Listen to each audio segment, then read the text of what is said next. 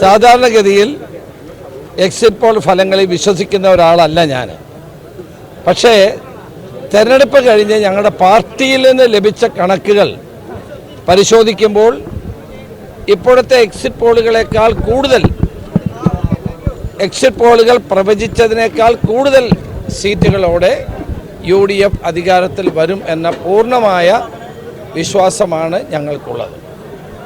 ഇന്ന് ഇടതുപക്ഷ ജനാധിപത്യ മുന്നണിയുടെ 10 വർഷത്തെ ദുർഭരണം ജനങ്ങൾ മടുത്തിരിക്കുന്നു. ജനങ്ങൾ ഒരു ഭരണമാറ്റം ആഗ്രഹിക്കുന്നു എന്നുള്ളത് തെരഞ്ഞെടുപ്പ് രംഗത്ത് പ്രവർത്തിച്ചപ്പോൾ തന്നെ ഞങ്ങൾക്ക് മനസ്സിലായൊരു കാര്യമാണ്. തെരഞ്ഞെടുപ്പ് കഴിഞ്ഞപ്പോൾ അത് കുറേ കൂടി വ്യക്തമായി. അപ്പോൾ ജനങ്ങൾ ഒരു പുതിയ ഗവൺമെൻറ് ആഗ്രഹിക്കുന്നു, ജനങ്ങൾ ഒരു രാഷ്ട്രീയ മാറ്റം ആഗ്രഹിക്കുന്നു, ജനങ്ങൾ ഒരു ഭരണമാറ്റം ആഗ്രഹിക്കുന്നു. അതിനനുസരിച്ചുള്ള ഒരു വോട്ടെടുപ്പാണ് കേരളത്തിൽ നടന്നത്.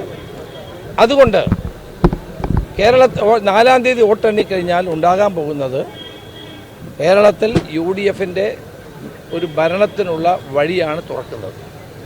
അതാണ് എനിക്ക് എക്സിറ്റ് പോളുകളെ പറ്റി പറയാനുള്ളത്. UDF അധികാരത്തിൽ വന്നു കഴിഞ്ഞാൽ ലീഗിന്റെ നേതൃത്വത്തിലുള്ള ഒരു മതാധിപത്യ ഭരണമാവും വരിക എന്നുള്ളതാണ് വെള്ളാപ്പള്ളി നടേശന്റെ അല്പസമയം മുമ്പുള്ളൊരു പ്രതികരണം. ഞാൻ അത്തരം കാര്യങ്ങളോടൊന്നും പ്രതികരിക്കുന്നില്ല. ഇന്നിപ്പോൾ ആവശ്യം UDF ഭരണം വരുമെന്നുള്ളതാണ് ഏറ്റവും പ്രധാനപ്പെട്ട കാര്യം. ആ ഭരണം വരാൻ വേണ്ടിയാണ് കേരളത്തിലെ ജനങ്ങൾ വോട്ട് ചെയ്തത്. അവരെ നിരാശപ്പെടുത്തുന്ന ഒരു വാക്കും എൻ്റെ ഭാഗത്തും ഉണ്ടാവില്ല.